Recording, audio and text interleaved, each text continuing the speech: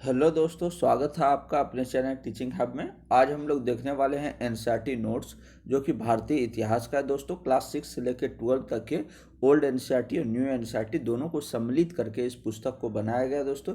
ये best book है for all competitive exam के लिए दोस्तों। और अगर इसका पीडीएफ आप लोगों को चाहिए तो डिस्क्रिप्शन में टेलीग्राम का लिंक दिया हुआ है दोस्तों, वहाँ जाकर जुड़ जाएँ। इसका पीडीएफ वहाँ आप लोगों को मिल जाएगा। चलिए दोस्तों, आज का क्लास स्टार्ट करते हैं।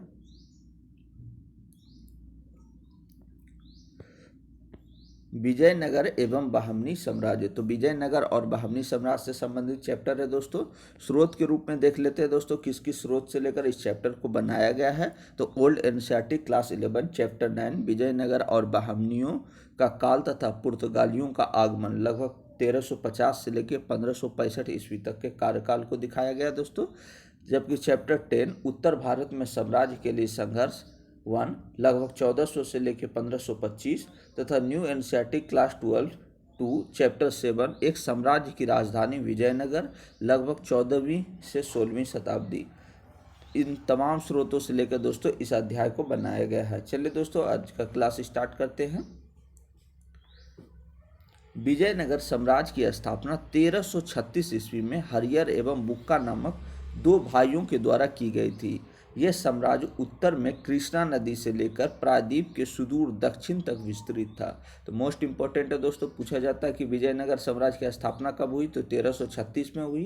किसके द्वारा हुई। तो हरियर और बुक्का नामक दो भाई थे, उन्हीं दोनों ने मिलकर विजयनगर साम्राज्य की स्थापना की थी। और ये साम्राज्य जो है उत्तर में कृष्णा नदी से लेकर दक्षिण में जो है प्रायद्वीपीय सुदूर दक्षिण तक विस्तृत थी। 1565 ईस्वी में आक्रमण के पश्चात इस साम्राज्य को नष्ट कर दिया गया और 17वीं और 18वीं शताब्दी तक यह साम्राज्य पूर्ण रूप से नष्ट हो चुका था। यानी 1565 ईस्वी में आक्रमण के पश्चात जो है विजयनगर साम्राज्य का अंत हो गया और पूर्ण रूप से जो अंत है 17वीं और 18वीं शताब्दी में इस साम्राज्य का नष्ट हो गया दोस्तों। आगे देखते हैं। वर्तमान कर्नाटक में स्थित पुरातात्विक स्थल हम्पी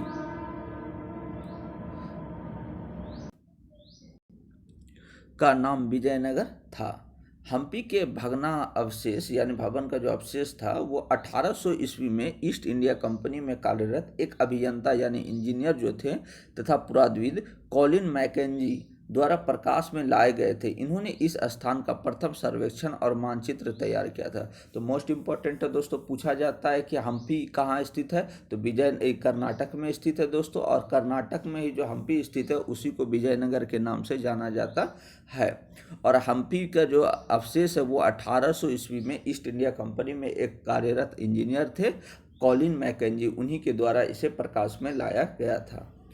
मैकेंजी द्वारा प्राप्त की गई प्रारंभिक जानकारी विरूपाक्ष एवं पंपा देवी के पूजा स्थल के पुरोहितों की स्मृतियों पर आधारित थी। यानी विरूपाक्ष जो मंदिर है और पंपा देवी का जो पूजा स्थल था उसी के पुरोहित का जो स्मृति थी उसी पर आधारित थी कि पहले जो है विजयनगर साम्राज्य स्थापित था। आगे देखते हैं दोस्तों। वर्ष 1836 ईस्वी से ही अभिलेखकर्ताओं ने हम्पी के अन्य मंदिरों से अभिलेखों के साक्ष्यों को एकत्रित करना प्रारंभ कर दिया। हम्पी शहर तथा विजयनगर साम्राज्य के इतिहास के पुनर्निर्माण के प्रयास में इतिहासकार द्वारा प्राप्त किए गए स्रोतों को विदेशी यात्रियों ने वृत्तांतों तथा कन्नड़, तेलुगु, तमिल और संस्कृत साहित्यों में भी मिलान किया है। यानी हम्पी शहर के बारे में जो है एक तो विदेशी यात्रियों के वृत्तांत पे मिलता है दोस्तों, उसके अलावा कन्नड़, तेलुगु, तमिल और संस्कृत जो साहित्य है उससे भी जो है इसका पता चलता है कि विजयनगर साम्राज्य स्थापित था। इतिहासकार विजयनगर साम्राज्य शब्द का प्रयोग करते हैं और समकालीन लोगों के लिए कर्नाटक साम्राज्य का प्रयोग किया गया। यानी पहले जो है जो विजयनगर साम्राज्य कहा जाता था दोस्तों, उसे समकालीन समय में कर्नाटक साम्राज्य के नाम से भी कहा जाता है। विजयनगर साम्राज्य के प्रमुख वंश यानी कौन कौन वंश ने जो है विजयनगर साम्राज्य पर शासन किया दोस्तों। तो विजयनगर साम्राज्यों पर विभिन्न राजवंशों के शासकों ने शासन किया, जिसका विवरण निम्नवत है। पहला है दोस्तों संगम वंश। संगम वंश जो है 1336 से लेके 1485 ईस्वी तक शासन में रहा दोस्तों। विजयनगर राज्य की स्थापना हरिहर एवं बुक्का नामक दो भाइयों ने की थी। ऐतिहासिक उल्लेख के अनुसार ये दोनों वारंगल के काकतीय राजा के सामंत थे। तत्पश्चात कांपिली यानी आधुनिक जो कर्नाटक में स्थित है दोस्तों नामक राज्य में मंत्री बनाए गए। यानी हरिहर और बुक्का नामक दो भाई के द्वारा ही संगम वंश जो है वो उससे संबंधित थे और विजयनगर राज्य की स्थापना की थी दोस्तों। मोहम्मद बिन तुगलक द्वारा कंपाली पर आक्रमण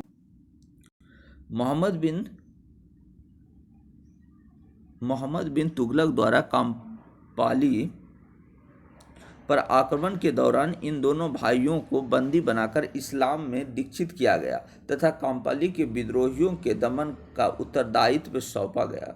तत्कालीन राज्य जैसे मदुरै, मैसूर तथा वारंगल अपनी स्वतंत्रता की प्राप्ति हेतु प्रयत्नशील थे।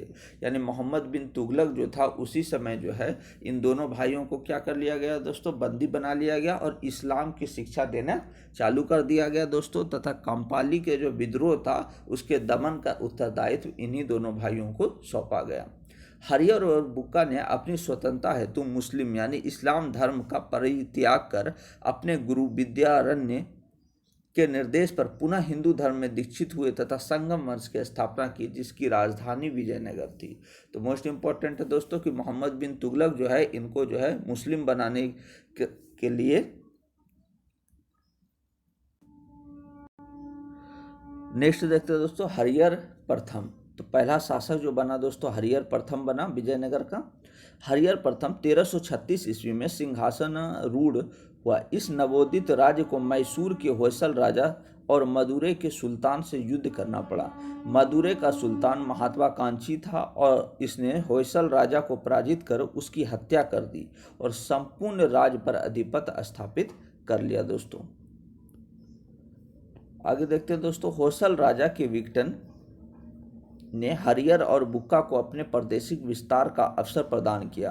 1346 ईस्वी तक संपूर्ण होयसल राज्य विजयनगर साम्राज्य के अंतर्गत शामिल किया जा चुका था दोस्तों। और इस प्रकार आरंभ में विजयनगर राज्य एक सहकारी राज्य की व्यवस्था थी। यानी इस प्रकार जो आरंभ में जो विजयनगर राज्य था वो एक सहकारी राज्य की व्यवस्था के रूप में उभरी दोस्तों। हरिहर के बाद दोस्तों बुक्का प्रथम शासक बना दोस्तों। हरिहर प्रथम की मृत्यु के पश्चात बुक्का प्रथम सिंहासन पर आसीन हुआ। इसने 1356 से लेकर 1377 तक कुल 21 वर्षों तक शासन किया। यानी हरिहर प्रथम का जब मृत्यु हो गया तो उसके पश्चात बुक्का प्रथम शासन संभाला दोस्तों और इसने 1356 से 1377 तक लगभग 21 वर्ष तक शासन किया। इसने वेद मार्ग प्रतिष्ठापक की उपाधि धारण की और 4 दशक तक चले मदुरै के सुल्तान के साथ संघर्ष के पश्चात मदुरै को विजयनगर साम्राज्य का अंग बना लिया। इसका वर्णन गंगा देवी कृत मदुरा विजयम में किया गया है। यानी जो मदुरै से बराबर खींचतान चल रही थी दोस्तों तो उसको जो है बुक्का प्रथम जो है उसको पूर्ण रूप से जीतकर अपना साम्राज्य का एक अंग बना लिया दोस्तों। मदुरै पर विजय के पश्चात विजयनगर साम्राज्य का विस्तार समस्त दक्षिण भारत में हो चुका था। दक्षिण में उसकी सीमा तमिल और चेर यानी केरल देशों को समाहित करते हुए रामेश्वरम तक विस्तारित थी। यानी जो विजयनगर साम्राज्य था वो रामेश्वरम तक पहुंच गया था दोस्तों और इसी का जो सीमा जो है वो तमिल क्षेत्र और चेर जो कि केरल क्षेत्र है दोनों से सम्मिलित। फिर उसके बाद दोस्तों बुक्का प्रथम के बाद हरिहर द्वितीय बना शासन में आया दोस्तों जो 1377 से लेकर 1404 तक था। हरिहर द्वितीय ने प्रादेशिक विस्तार की नीति अपनाई और मदुरै पर विजय प्राप्त की। उसने विजयनगर साम्राज्य का विस्तार पूर्वी समुद्र तट की ओर किया। पूर्वी समुद्र तट की ओर अभियान में हरिहर द्वितीय का सामना उत्तर में रेड्डी और दक्षिण में वारंगल से हुआ। ये दोनों हिंदू शासक थे और इन दोनों में बहमनी सुल्तानों की भी रुचि थी। यानी इन दोनों में जो है बहमनी सुल्तान भी जो है रुचि रखते थे दोस्तों वारंगल में और रेड्डी में। हरिहर द्वितीय ने बहमनी राज्य में से बेलगाम और गोवा हरिहर द्वितीय ने बहमनी राज्य से बेलगाम और गोवा को प्राप्त कर लिया और इसने उत्तर श्रीलंका पर भी आक्रमण किया और वहां से कर वसूला दोस्तों। इसने महाराजाधिराज तथा राज परमेश्वरम की उपाधि धारण की। तो मोस्ट इम्पोर्टेंट दोस्तों पूछा जाता है कि विजयनगर साम्राज्य में किसने महाराजाधिराज और राज परमेश्वर की उपाधि धारण की? तो हरिहर द्वितीय ने। हरिहर द्वितीय ने चन्नर रायपट्टन अथवा चन्नर रामपटिना शिलालेख में बुक्का प्रथम की सैन्य उपलब्धि का वर्णन किया है। तो चन्ना रायपट्टन जो अभिलेख है, वो शिलालेख है, वो किससे संबंधित है दोस्तों? तो हरिहर द्वितीय से संबंधित है और उसमें किसके बारे में लिखा गया है? तो बुक्का प्रथम के सैन्य उपलब्धि के बारे में वर्णन मिलता है। उसके बाद दोस्तों देवराय प्रथम बना दोस्तों।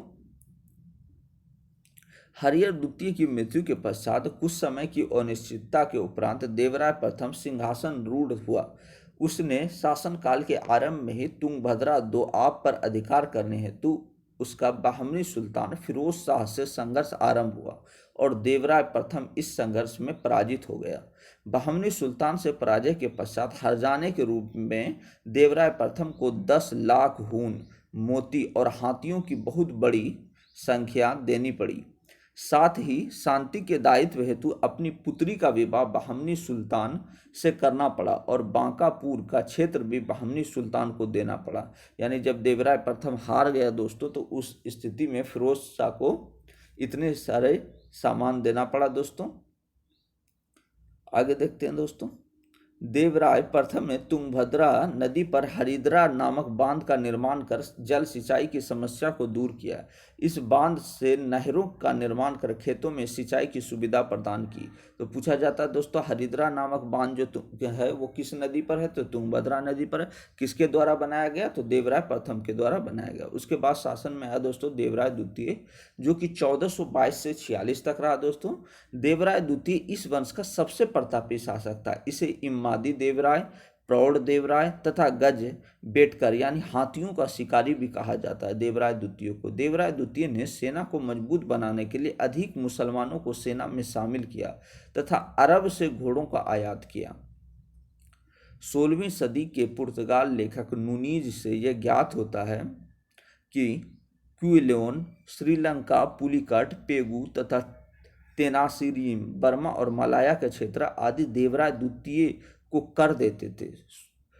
यह साहित्य के महान संरक्षक था। इसने बदरायन कृत ब्रह्मा सूत्र पर टीका और महानाटक सुधा निधि नामक संस्कृत ग्रंथों की रचना की। मोस्ट इंपोर्टेंट दोस्तों पूछा जाता है कि बदरायन कृत ब्रह्मा सूत्र पर जो है टीका किसके द्वारा लिखा गया दोस्तों? तो किसके द्वारा लिखा गया है? तो देवराय द्वितीय के द्वारा लिखा गया है दोस्तों। आगे देखते हैं। देवराय द्वितीय ने भी तेलुगु लेखक श्रीनाथ को संरक्षण दिया। पूर्व में देवराय प्रथम ने भी इन्हें संरक्षण प्रदान किया था और कनकाभिषेक से सम्मानित किया था। श्रीनाथ को प्रमुख रचना हरविलास थी।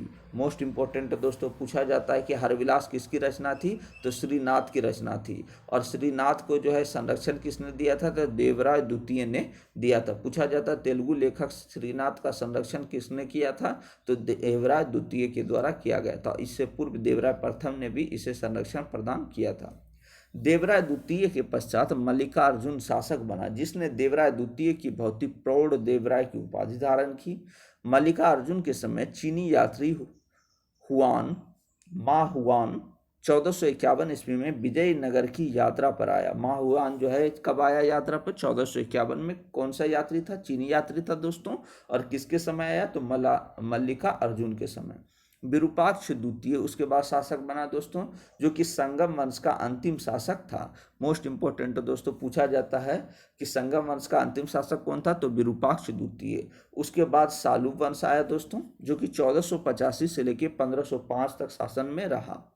देवराय द्वितीय की मृत्यु के पश्चात उत्पन्न अनिश्चितता की स्थिति ने विजयनगर साम्राज्य पर अधिकार हेतु अनेक सामंतों और नए राजवंशों को उत्साहित किया।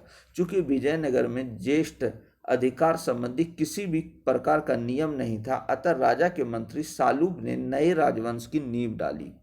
सालूब नरसिंह, जो कि 1485 से 90 तक रहा दोस्तों, यह एक शक्तिशाली सामंत था। यह राज्य में व्याप्त राजनीति और स्थिरता का लाभ उठाकर स्वयं सिंहासन रूढ़ हो गया और इसने राज्य में शांति व्यवस्था स्थापित की। अल्प जीवित रहे सालूब वंश पर शीघ्र ही नरसा नायक, जो कि इम्मादी नरसिंह यानी सालूब नरसिंह का पुत्र था, का संरक्षक था। उसने अपना प्रभाव स्थापित कर लिया तथा 1505 में नरसा नायक के पुत्र वीर नरसिंह ने सालूब नरेश इम्मादी नरसिंह की हत्या कर सत्ता पर अपना अधिकार करके नए राजवंश तुलु वंश की स्थापना की। तो नए वंश जो तुलु वंश है उसकी स्थापना किसने की? तो नरेश इम्मादी की हत्या कर दी गई और वीर सिंह नरमादी ने सालूब जो है नरसा नायक के पुत्र जो वीर सिंह नरसिंह ने सालूब नरेश इम्मादी नरसिंह की हत्या कर अपना अधिकार करके नए राजवंश किसका? तुलुब वंश की स्थापना की। आगे देखते हैं दोस्तों तुलुब वंश। तुलुब राजवंश की स्थापित करने का श्रेय वीर नरसिंह को दिया जाता है। इसने पुर्तगाली गवर्नर अल्मीडा से घोड़ों को खरीदने का समझौता किया तथा वीर नरसिंह ने विवाह कर को भी हटा लिया था।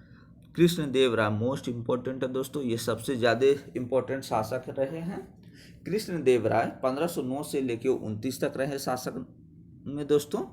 वीर नरसिंह के अनुज एवं इस राजवंश के सबसे महान शासक थे। कुछ इतिहासकारों ने इन्हें विजयनगर साम्राज्य का सबसे महान शासक माना है।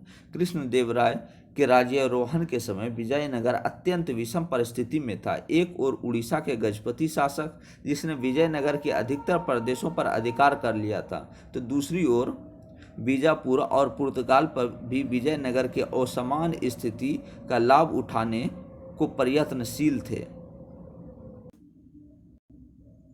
कृष्णदेव राय ने उड़ीसा के गजपति शासक को पराजित कर उदयगिरी पर 1513 ईस्वी में अधिकार कर लिया तथा बीजापुर के यूसुफ आदिल शाह को पराजित कर रायचूर, दोआब और मुडकल के क्षेत्र पर अधिकार कर लिया दोस्तों। कृष्णदेव राय ने पुर्तगालियों के उदय की उपेक्षा की क्योंकि उन्हें घोड़ों के आयात हेतु पुर्तगालियों की आवश्यकता थी। चोलों और विजयनगर के कुछ आरंभिक राजाओं के विपरीत कृष्णदेव राय ने नौसेना के विकास पर कोई ध्यान नहीं दिया था दोस्तों। कृष्णदेव राय एक महान निर्माता था। उसने विजयनगर के निकट एक नया शहर बसाया और एक विशाल तालाब की स्थापना की जिसका प्रयोग सिंचाई के लिए किया जाता था।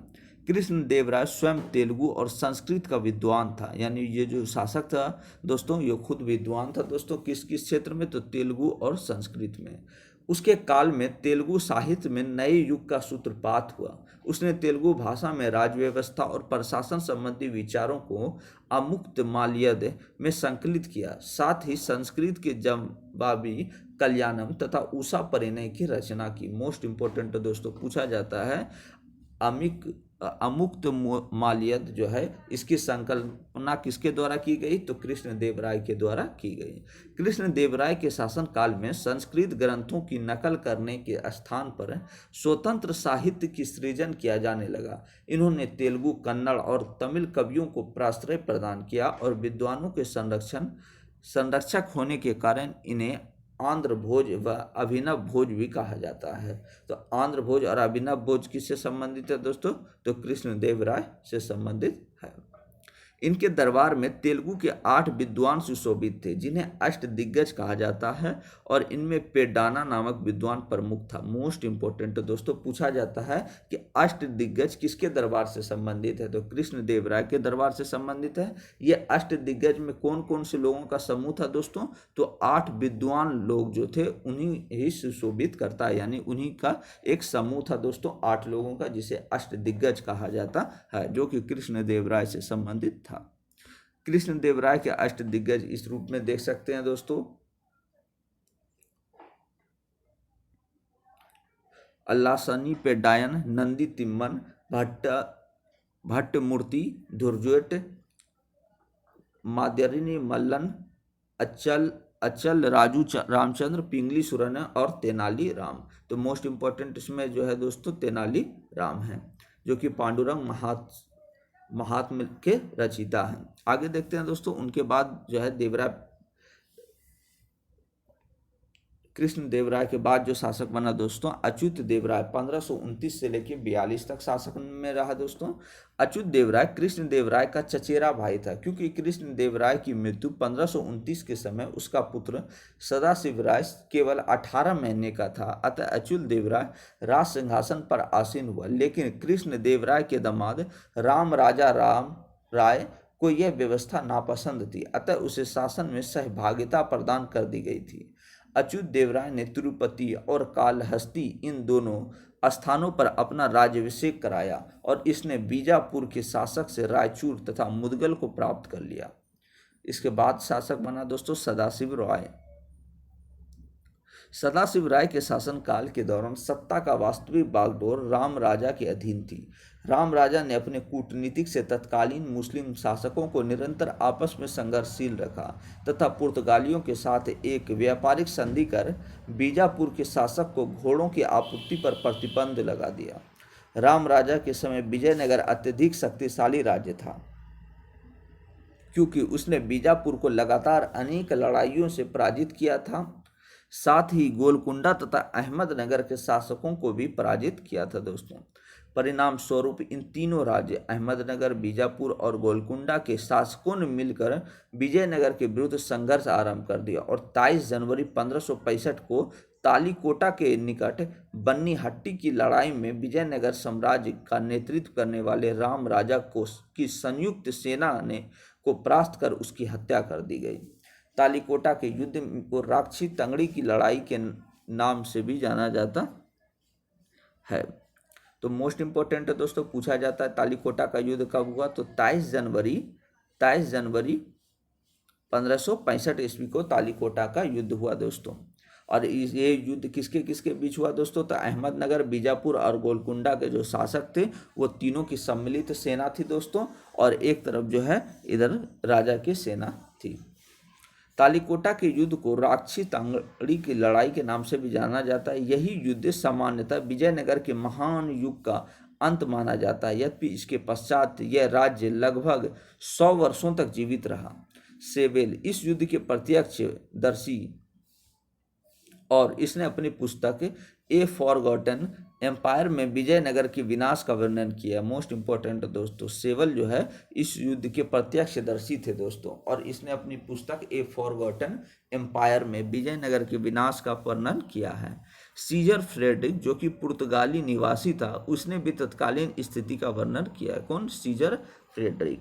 नेक्स्ट वंश है दोस्तों अरविडू वंश, जो कि 1570 से लेकर 1652 तक था। विजयनगर शहर के नष्ट होने के पश्चात साम्राज्य का केंद्र पूर्व की ओर स्थानांतरित हो गया। राम राजा के भाई तिरुमल ने अरविडू वंश की स्थापना कर पेनुकोंडा को अपनी राजधानी बनाया दोस्तों। तत्पश्चात वेंकट द्वितीय जो कि 1586 से लेकर 1614 तक शासक रहा दोस्तों। इस वंश का महान शासक था। इसने चंद्रगिरी जो कि तिरुपति के समीप है को अपना मुख्यालय बनाया और वहीं से शासन किया। इसने मुस्लिम आक्रमण से राज्य को सुरक्षित रखा। कौन दोस्तों? तो वेंकट द्वितीय। वेंकट द्वितीय को स्पेन के शासक फिलिप तृतीय के साथ पत्र व्यवहार और उसे वेल्लोर में गिरजाघर बनाने की अनुमति भी प्रदान की गई। तो वेंकट द्वितीय जो है स्पेन का जो शासक था फिलिप तृतीय, उसके कहने पर वेल्लोर में गिरजाघर बनाने की अनुमति प्रदान किया था दोस्तों। श्रीरंग तृतीय 1642 से 1652 तक शासक रहा दोस्तों। विजयनगर का अंतिम शासक था और इसके शासन में पूर्व से ही वो योग्यता व निर्बलता स्पष्ट रूप से परिलक्षित होने लगी थी और इसके शासन के समय मैसूर, बदनूर, तंजौर आदि स्वतंत्र राज्यों की स्थापना हुई और सामंती शक्तियां प्रबल हो गई। विरिंचिपुरम की लड़ाई 1662 में गोलकुंडा की सेना से पराजित होने के बाद विजयनगर साम्राज्य का पूर्ण पतन हो गया था दोस्तों। तो विजयनगर साम्राज्य में आने वाले प्रमुख विदेशी यात्री कौन कौन थे दोस्तों, तो उनको देख लेते हैं। मोस्ट इंपॉर्टेंट है दोस्तों निकोला डी कोंटी जो कि इटली का निवासी था। पहला है दोस्तों निकोला डी कोंटी जो कि इटली का निवासी था। यह देवराय प्रथम के शासनकाल में भारत आया था। मोस्ट इंपॉर्टेंट है दोस्तों, पूछा जाता है निकोला डी कोंटी किसके दरबार में आया था, तो देवराय प्रथम के। यह विजयनगर की यात्रा करने वाला प्रथम विदेशी यात्री था जिसने अपना विवरण लैटिन भाषा में लिखा था। तो विजयनगर साम्राज्य का जो है ना विजिट करने वाला पहला कौन यात्री था दोस्तों, तो निकोला डी कोंटी था। नेक्स्ट देखते हैं दोस्तों अब्दुल रज्जाक, जो कि ईरान का था दोस्तों। यह ईरान के खुरासान क्षेत्र का था दोस्तों अब्दुल रज्जाक। यह ईरान के शासक मिर्जा शाहरुख का दूत था, जो देवराय द्वितीय के काल में आया था। ये भी देवराय द्वितीय के काल में ही आया था दोस्तों। इसने विजयनगर को विश्व का श्रेष्ठतम नगर माना था। साथ ही सती प्रथा का भी उल्लेख किया था, यानी विजयनगर साम्राज्य में जो सती प्रथा थी उसके बारे में भी अब्दुल रज्जाक ने लिखा था। माहुआन, जो कि चीन का था दोस्तों, ये 1451 ईस्वी में मल्लिका अर्जुन के काल में भारत आया था। तो माहुआन किसके काल में आया था? मल्लिका अर्जुन के काल में आया था। आगे देखते हैं दोस्तों एडुआर्ड बारबोसा, मोस्ट इंपॉर्टेंट है दोस्तों। बारबोसा कहाँ से संबंधित था दोस्तों? पुर्तगाल से संबंधित था। और यह किसके दरबार में आया? तो कृष्ण देवराय के काल में विजयनगर की यात्रा की थी एडुआर्ड बारबोसा। इसके अनुसार दक्षिण भारत के जहाज मालदीव में बनते थे, यानी मालदीव जो जगह है दोस्तों वहाँ जो है दक्षिण भारत के जहाज बना करते थे बारबोसा के अनुसार। डोमिंग पेस, ये भी पुर्तगाली यात्री था दोस्तों। ये भी कृष्ण देवराय के काल में ही आया और इसने कृष्ण देवराय को महान एवं न्यायप्रिय शासक बताया। इसने विजयनगर की तुलना रोम से की थी। तो मोस्ट इंपॉर्टेंट दोस्तों पूछा जाता है कि किसने विजयनगर की तुलना रोम शहर से की थी? तो डोमिंग पेस ने की थी। नेक्स्ट है दोस्तों फर्नांडिस नूनीज। फर्नांडिस नूनीज, तो फर्नांडिस नूनीज किसके दरबार में आया था दोस्तों? ये घोड़ों का व्यापारी था, जो कि पुर्तगाली था और जो अच्युत देवराय के काल में आया था दोस्तों। इसने विजयनगर के तत्कालीन अराजकता व आंतरिक विद्रोह का वातावरण का वर्णन किया है। आगे देखते हैं दोस्तों विजयनगर साम्राज्य की प्रशासनिक व्यवस्था कैसे चलती थी, तो उसे देखते हैं। विजयनगर प्राचीन हिंदू आदर्शों पर स्थापित था, जो सप्तांग राज्य की विचारधारा पर आधारित था। विजयनगर के शासक स्वयं को राय कहते थे, जो शासन के केंद्र बिंदु थे। विजयनगर की प्रशासनिक व्यवस्था का अध्ययन निम्न रूप में किया जा सकता है दोस्तों। पहला है केंद्रीय प्रशासन के रूप में देखते हैं। तो विजयनगर साम्राज्य में शासन व्यवस्था की धुरी राजा या राय होते थे, जिन पर धर्म का अंकुश था। राजा की विभिन्न संस्थाएं अंकुश लगाने का कार्य करती थी और इनका वर्णन निम्न है दोस्तों।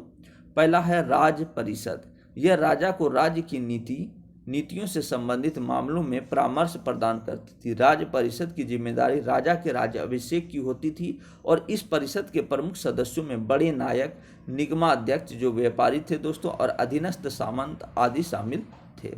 नेक्स्ट देखते हैं दोस्तों मंत्री परिषद। विजयनगर राज्य में राजा को राज्य संचालन संबंधी कार्यों में परामर्श देने हेतु मंत्रियों का एक मंत्री परिषद होता था, जिसमें लगभग 20 सदस्य शामिल होते थे और इसके प्रधान राज्य के प्रमुख सरदार होते थे। दंड नायक। विजयनगर राज्य में दंड नायक एक विशिष्ट श्रेणी थी, जिसके अंतर्गत सेनापति, प्रांतपति, न्यायाधीश व प्रशासकीय अधिकारी सम्मिलित थे। प्रमुख केंद्रीय अधिकारी निम्न है दोस्तों। सर्वनायक, मुख्य सचिव, राज्य देश लेखक, कर्णिकम लेखाधिकार, माने प्रधान गृह मंत्री, मुद्राकर्ता जो थे शाही मुद्रा धारक, और कबल करम जो कि राजमहल की सुरक्षा से संबंधित थे दोस्तों। आगे देखते हैं प्रांतीय शासन। विजयनगर साम्राज्य के प्रांतीय शासन के अंतर्गत कृष्ण देवराय के काल में प्रांतों की संख्या सर्वाधिक, यानी कितनी थी? 6। तो मोस्ट इंपॉर्टेंट है दोस्तों पूछा जाता है कृष्ण देवराय के समय जो है प्रांतों की संख्या कितनी थी? 6 थी। प्रांत को राज्य या मंडलम कहा जाता था। मंडलम के नीचे क्रमशः वलनाडु यानी जिला और स्थल यानी उप जिला और ग्राम होता था। मंडल कमिश्नरी यानी प्रांतों के अंतर्गत थे। कोट्टायम वलनाडु जिले कहलाते थे। नाडु परगना यह तहसील वलनाडु के अंतर्गत आते थे। मेलग्राम 50 ग्राम नाडुओं के अंतर्गत थे। स्थल एवं सीमा कुछ गांव के समूह होते थे, जबकि प्रशासन की सबसे छोटी इकाई उर या ग्राम थी। मोस्ट इंपॉर्टेंट दोस्तों ये पूछा गया एग्जाम में दोस्तों कि विजयनगर साम्राज्य में प्रशासन की सबसे छोटी इकाई क्या थी? तो उर थी। उर या ग्राम कहा जाता है दोस्तों, इसे याद रखना है दोस्तों। आगे देखते हैं प्रांतों का विभाजन करने में सैन्य दृष्टिकोण का ध्यान रखा जाता था। प्रांतों पर राज परिवार के व्यक्तियों को ही गवर्नर के रूप में नियुक्त किया जाता था। गवर्नर के सिक्के प्रसारित करने, नए कर लगाने तथा पुराने करों को माफ करने तथा भूमि दान देने संबंधी अधिकार प्राप्त थे। प्रांत में कानून एवं व्यवस्था बनाए रखना प्रांतीय गवर्नर का सबसे प्रमुख उत्तरदायित्व था। नेक्स्ट है दोस्तों न्यायांकर व्यवस्था। विजयनगर साम्राज्य की प्रांतीय प्रशासन व्यवस्था के संदर्भ में न्यायाधिकार व्यवस्था एक महत्वपूर्ण अंग थी। साम्राज्य में शक्ति प्रयोग करने वालों में सेना प्रमुख होती थी, उन्हें नायक कहा जाता था। नायक विस्तृत वस्तुतः भू सामंत थे, जिन्हें वेतन के बदले अथवा अधीनस्थ सेना के रख रखाव हेतु विशेष भूखंड यानी अमरम प्रदान की जाती थी। अमर नायक प्रणाली विजयनगर साम्राज्य की एक प्रमुख राजनीतिक खोज थी। यह प्रणाली दिल्ली सल्तनत की एकता प्रणाली की सदृश थी। मोस्ट इंपॉर्टेंट है दोस्तों, पूछा जाता है अमर नायक प्रणाली जो विजयनगर साम्राज्य से संबंधित थी वो दिल्ली की कौन सी प्रणाली से संबंधित थी? दिल्ली सल्तनत की एकता प्रणाली से सदृश थी। अमर नायक राजा को वर्ष में एक बार भेंट भेजा जाता था और अपनी स्वामी भक्ति प्रकट करने के लिए राजकीय दरबार में उपहारों के साथ स्वयं उपस्थित हुआ करते थे। विजयनगर साम्राज्य में ग्रामीण प्रशासन एक अन्य महत्वपूर्ण विशेषता आयकर व्यवस्था थी। तो आयकर व्यवस्था किससे संबंधित है दोस्तों? तो विजयनगर साम्राज्य से ही है। और ये किस लिए थी? तो ग्रामीण प्रशासन की देखरेख से थी। इस व्यवस्था के अनुसार एक स्वतंत्र इकाई के रूप में प्रत्येक ग्राम को संगठित किया जाता था, जिस पर शासन के लिए 12 शासकीय व्यक्तियों को नियुक्त किया जाता था। इन 12 शासकीय अधिकारियों के समूह को आयंगर कहा जाता था। तो आयंगर व्यवस्था किससे संबंधित थी दोस्तों? तो ग्रामीण प्रशासन को सुसंगठित करने के लिए जो है आयंगर व्यवस्था लाई गई थी। और ये किस वंश से संबंधित थी? तो विजयनगर साम्राज्य से संबंधित थी। इन 12 आयकर कर्मचारियों यानी ग्रामीण में कर्णिकम गांव का प्रधान लिपिक होता था। तल्लारी ग्राम का पुलिसकर्मी या चौकीदार होता था। तल्लारी क्या था? तो ग्राम का पुलिसकर्मी या चौकीदार होता था दोस्तों। आगे देखते हैं। ब्रह्मादे ग्राम ब्राह्मणों को भू अनुदान के रूप में प्रदत्त गांव की सभाओं को चतुर्वेदी मंगलम कहा जाता था। नाडु गांव की एक राजनीतिक इकाई थी। मोस्ट इंपोर्टेंट है दोस्तों, नाडु क्या थी? तो गांव की एक राजनीतिक इकाई थी। इनकी सभा को नाडु तथा इसके सदस्य को नातवर वार कहा जाता था। गैर ब्राह्मण दे ग्राम की सभा उर कहलाती थी। आयंकारों के पद अनुवांशिक होते थे, जिन्हें वेतन के बदले लगान और कर मुक्त भूमि प्रदान की जाती थी। नेक्स्ट देखते हैं दोस्तों, राजस्व प्रशासन। विजयनगर साम्राज्य कृषि प्रधान अर्थव्यवस्था होने के कारण लगान आय का प्रमुख साधन था। संभवतः इस काल में ऐसी व्यवसाय नहीं था जिस पर कर ना लगाया जाता हो। एक अभिलेख के अनुसार करों की दरें निम्न प्रकार थी दोस्तों। जैसे सर्दी के मौसम में कुरोवे यानी एक किस्म की चावल की उपज का 1/3 भाग लिया जाता था। तिल, रागी, चने आदि की पैदावार का 1/4 भाग लिया जाता था। शुष्क भूमि से उत्पन्न किए जाने वाले मोटे अनाज और दूसरी फसलों का 6ठा भाग लिया जाता था। इस प्रकार फसल और मिट्टी की किस्म, सिंचाई की विधि आदि के अनुरूप राजस्व के दरों में अंतर होता था। भू राजस्व के अतिरिक्त और भी ऐसे कर थे, जैसे संपत्ति कर, पैदावार की बिक्री पर लगने वाला कर, पेशागत कर, सैनिक कर, विवाह कर, वर एवं वधू दोनों पक्ष को देना होता था दोस्तों, जिससे राज्य द्वारा वसूल किया जाता था। पफलूकार यानी पालीगार या नायक कहे जाने वाले सरदारों को राज्य की सेवा हेतु एक निश्चित संख्या में पैदल सैनिक, हाथी और घोड़े रखने पड़ते थे। साथ ही इन्हें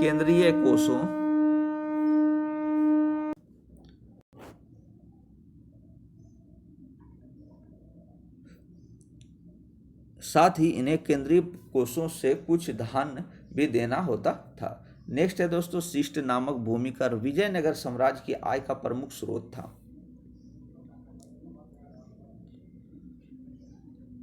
शिष्ट नामक भूमि कर विजयनगर साम्राज्य की आय का प्रमुख स्रोत था। केंद्रीय राजस्व विभाग के अठावने यानी अस्थवन या अथवन कहा जाता था। राजस्व नगद एवं उपज जिस दोनों रूप में वसूल किया जाता था। नगर राजस्व के सिद्धदाय कहा जाता था। न्याय प्रशासन के रूप में देखते हैं दोस्तों विजयनगर साम्राज्य का। तो विजयनगर साम्राज्य के अंतर्गत राजा स्वयं सर्वोच्च होता था, न्यायालय होता। मंत्रियों व अधिकारियों द्वारा मुकदमों का निर्णय करने में राजा की सहायता की जाती थी। निम्न स्तरीय अदालतें प्रांतपतियों व उनके प्रतिनिधियों के अधीन थी। न्यायालय में 4 प्रकार के थे: तिष्ठता, चल, मुद्रिता और शास्त्रीता। कानून का आधार याज्ञवल्क्य की स्मृति व पराशर स्मृति पर माधव का टीका था। चोरी, व्यभिचार, तथा विद्रोह के लिए प्राण दंड की व्यवस्था थी दोस्तों। सामाजिक व्यवस्था के रूप में देखते हैं दोस्तों, तो विजयनगर साम्राज्य वर्णाश्रम अवस्था पर आधारित पारंपरिक सामाजिक संरचना को सुरक्षित व संबंधित करना अपना कर्तव्य समझता था। इस समय उत्तर भारत में बहुत बड़ी संख्या में लोग दक्षिण भारत में बस गए थे, उन्हें बड़वा कहा जाता था। आगे देखते हैं दोस्तों, मध्य वर्गों में सेट्टी व चेट्टी नामक एक बृहद समूह था। अधिकांश व्यापार उन्हीं के द्वारा संपन्न किया जाता था। चेट्टी बहुत अच्छे लिपिक एवं कार्यों में दक्ष थे। चेट्टियों के ही समतुल्य व्यापार करने वाले दस्तकार वर्ग के लोगों को वीर पांचाल कहा जाता था। इस काल में निचली जातियों ने ऊंची जातियों को विशेष अधिकारों को स्वयं में समाहित कर लिया तथा निचली जातियों को उच्च जातियों के विशेष अधिकार प्रदान किए गए थे दोस्तों, जो कि वे सत शूद्र या अच्छे शूद्र कहलाए। विजयनगर में दास का प्रथा प्रचलित थी। मनुष्यों के क्रय विक्रय को वेशभाग कहा जाता था। इस संबंध में निकोला डी कोंटी द्वारा जानकारी प्रदान की गई है। विजयनगर में स्त्रियों की स्थिति सम्मानजनक थी। कुछ स्त्रियां महान विदुषी और प्रसिद्ध साहित्यकार थीं। संगीत और शिक्षा उनके प्रमुख भाग थे। इस काल में स्त्रियों को विभिन्न राजकीय पदों पर नियुक्त किया जाता था। इस काल में कन्यादान का आदर्श विवाह माना जाता था। समाज में पर्दा प्रथा प्रचलित थी। मंदिरों में देव पूजा के लिए रहने वाली स्त्रियों को देवदासी कहा जाता था। विजयनगर साम्राज्य में सती प्रथा को सहगमन मृत पति के साथ महाप्रयाण कहा जाता था। बुक्का प्रथम के समय 1354 ईस्वी में एक अभिलेख प्राप्त हुआ जिसमें माला गौड़ नामक महिला के सती होने का उल्लेख मिलता है। विजयनगर में सामान्य वर्ग के पुरुष धोती और सफेद सूती रेशमी कमीज पहनते थे, जबकि राज परिवार की स्त्रियां, जैसे पावड़ कहा जाता था, युद्ध में वीरता प्रदर्शन वाले पुरुषों के गंडपेद्र नामक पैर में धारण करने वाले कड़े के सम्मान का प्रतीक माना जाता था। नेक्स्ट है दोस्तों, विजयनगर की अर्थव्यवस्था देखते हैं। तो विजयनगर साम्राज्य में अर्थव्यवस्था का मुख्य आधार कृषि था। क्या था? कृषि था। चावल मुख्य कृषि उपज थी। नील एवं कपास की खेती भी व्यापक रूप से की जाती थी। विदेशी यात्रियों के विवरण से विदेशी व्यापार की समृद्धि की अवस्था ज्ञात होती है। नूनीज ने यहाँ के हीरे की खानों को विश्व की सबसे बड़ी खानें बताया है। साम्राज्य का सबसे बड़ा बंदरगाह कालीकट था। अब्दुल रज्जाक ने राज्य में 300 बंदरगाहों के विषय में बताया है। इस राज्य से काली मिर्च, अदरक व विश्व के अन्य भागों में निर्यात किया जाता था। मलाया, बर्मा, चीन, अरब, अफ्रीका, पुर्तगाल आदि विदेशों से व्यापार होता था दोस्तों। विजयनगर का सर्वाधिक प्रसिद्ध सिक्का स्वर्ण को वराह कहा जाता था। क्या कहा जाता था? वराह दोस्तों, जो कि स्वर्ण सिक्का था दोस्तों, जिसे विदेशी यात्री ने हून, प्रदोष या पगोड़ा के रूप में संबोधित किया है। सोने के छोटे सिक्कों को प्रताप या फनम कहा जाता था। चांदी के छोटे सिक्के को तार कहा जाता था दोस्तों। विजयनगर की जल व्यवस्था देखते हैं दोस्तों।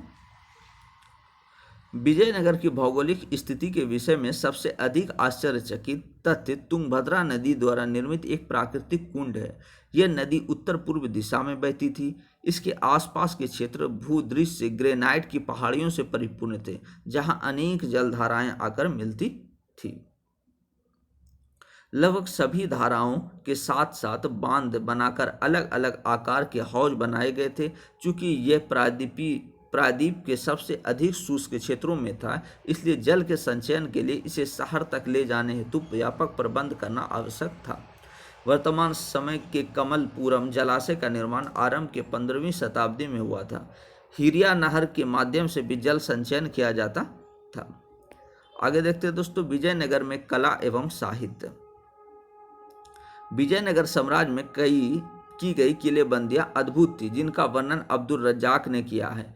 इन किलेबंदियों के द्वारा न केवल शहरों को बल्कि कृषि में प्रयुक्त आसपास के क्षेत्र तथा जंगलों को भी घेर लिया गया था। विजयनगर साम्राज्य के अंतर्गत मंदिर स्थापत्य के संदर्भ में गोपुरम मंदिर का प्रवेश द्वार था, जिसे विमानम भी कहा जाता था। यह केंद्रीय देवालयों की मीनारों पर बने द्वार पर कार्य करता था।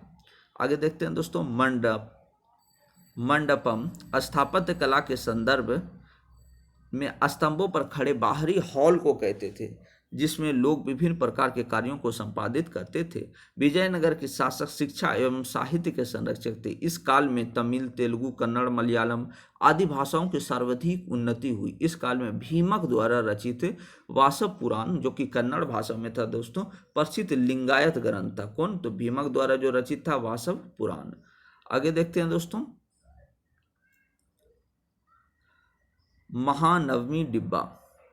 महानवमी डिब्बे का निर्माण राजा कृष्णदेव राय द्वारा उदयगिरि पर हुए विजय के उपलक्ष्य में कराया गया था। यह एक चौकोर संरचना है जो एक विशालकाय मंच की भांति थी। यह लगभग 11,000 वर्ग फीट के आधार पर 40 फीट की ऊंचाई तक की थी। इस पर लकड़ी की एक संरचना बनाई गई थी। राजा कृष्णदेव राय ने उदयगिरि पहाड़ी पर विजय के उपलक्ष्य में 1513 ईस्वी में इसका निर्माण कराया था। इस स्थल पर राजा अपनी शक्ति और पथ प्रदर्शन दशहरा या महानवमी के अवसर पर करते थे। नेक्स्ट है दोस्तों, बहमनी साम्राज्य। बहमनी साम्राज्य दोस्तों देखते हैं। बहमनी सल्तनत बहमनी साम्राज्य दक्षिण भारत का दूसरा शक्तिशाली राजवंश था। दौलताबाद में एकत्रित अमीरान ए सदा के नेता इस्माइल ने प्रमुख अमीर हसन गंगू को अमीरुल उमरा तथा जफर खां की उपाधि प्रदान की। बहमनी साम्राज्य के स्थापना का मार्ग प्रशस्त किया। अमीरान सदा तुगलक साम्राज्य का प्रशासन चलाने वाले पश्चिमी और दक्षिणी प्रांतों में नियुक्त सैनिक सरदार थे। ये राजस्व वसूली के साथ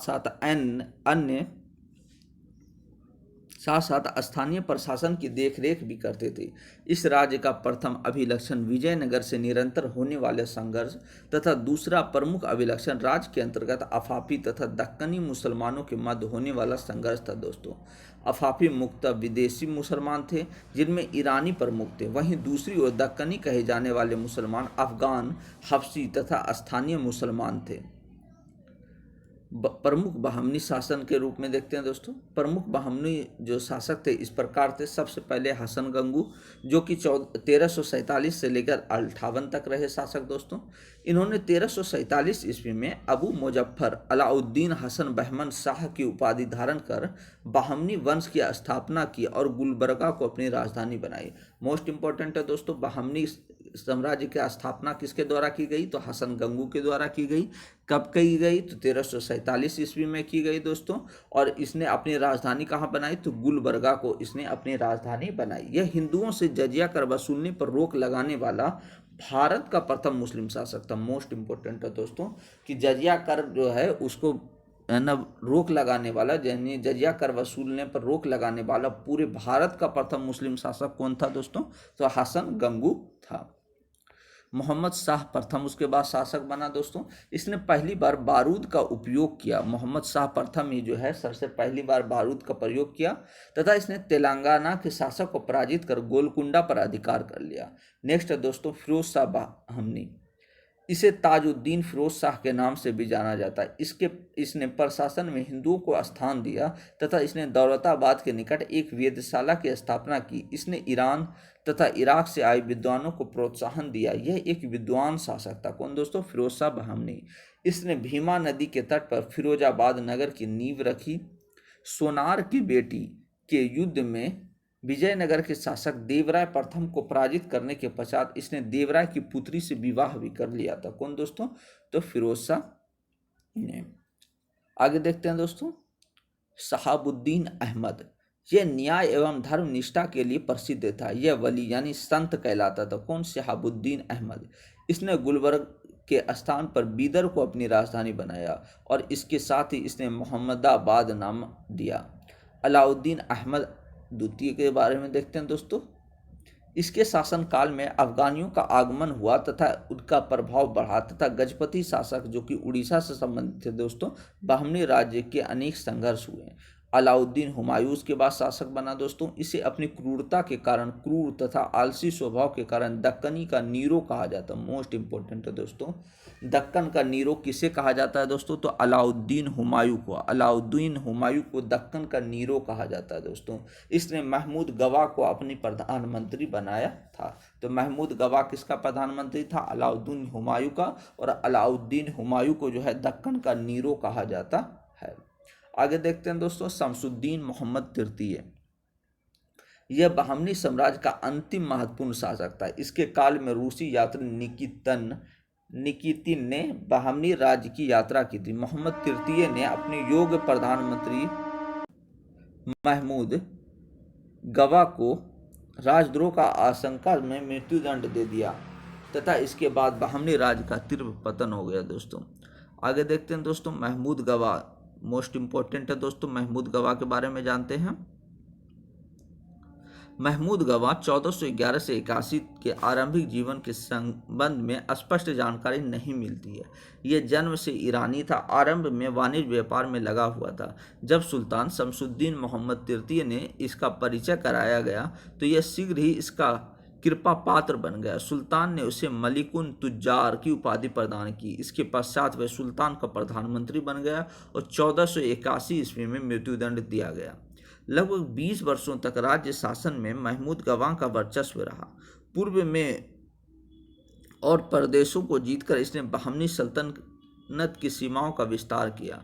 वारंगल के बहुत से हिस्सों को बहमनी सल्तनत के अधिकार में ले जाने से दक्षिण भारत की शक्ति संतुलन परिवर्तित हो गया। बहमनी राज्य धीरे धीरे विस्तृत होता गया और महमूद गवा के प्रधानमंत्रित्व में वह अपनी शक्ति और प्रादेशिक विस्तार की पराकाष्ठा पर पहुंच गया। महमूद गवा का प्रमुख सैनिक योगदान पश्चिमी तट के प्रदेशों पर, जिसमें हामोल और गोवा भी शामिल था, प्राप्त की गई विजय इन बंदरगाहों में से अधिपत्य समाप्त हो जाने से विजयनगर को गहरा आघात लगा था। महमूद गवा ने राज्य की उत्तर सीमाओं को भी स्थायित्व प्रदान करने का प्रयत्न किया। प्रथम अहमद शाह के समय से ही खिलजी शासकों के अधीन मालवा राज्य, गोंडवाना, बरार और कोंकण पर अपना प्रभुत्व स्थापित करने के लिए प्रयत्नशील था। महमूद गवा ने अनेक आंतरिक सुधार भी किए। इसने राज्य को 8 प्रांतों या भागों में विभाजित कर दिया था दोस्तों, और इसने राजधानी बीदर में एक शानदार मदरसा या कॉलेज बनवाया था। आगे देखते हैं दोस्तों, बहमनी साम्राज्य के उत्तरवर्ती राज्य। 1481 में सुल्तान महमूद गवान की मृत्यु की सजा दे दी गई।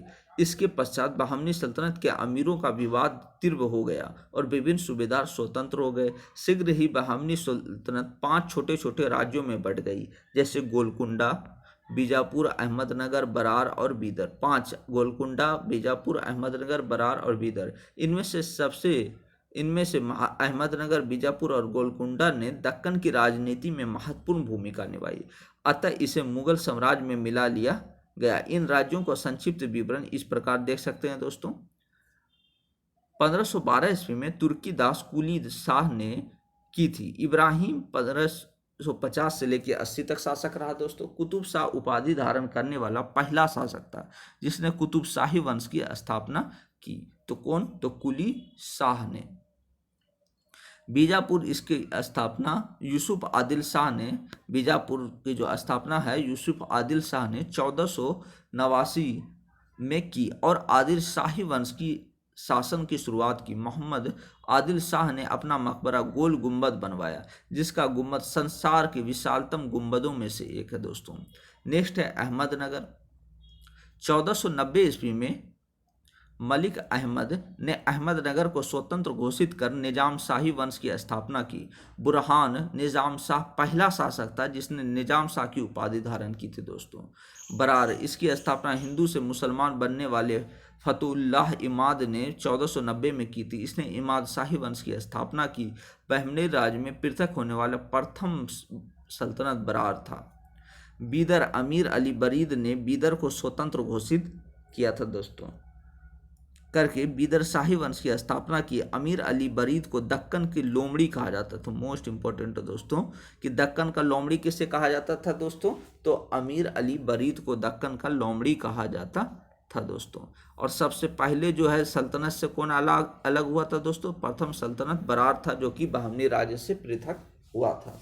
थैंक यू दोस्तों। अगर वीडियो आप लोगों को अच्छा लगा तो प्लीज़ चैनल को लाइक एंड सब्सक्राइब करें दोस्तों, और ज़्यादा से ज़्यादा शेयर कर दें दोस्तों, और चैनल को लाइक कर दें दोस्तों। थैंक यू दोस्तों।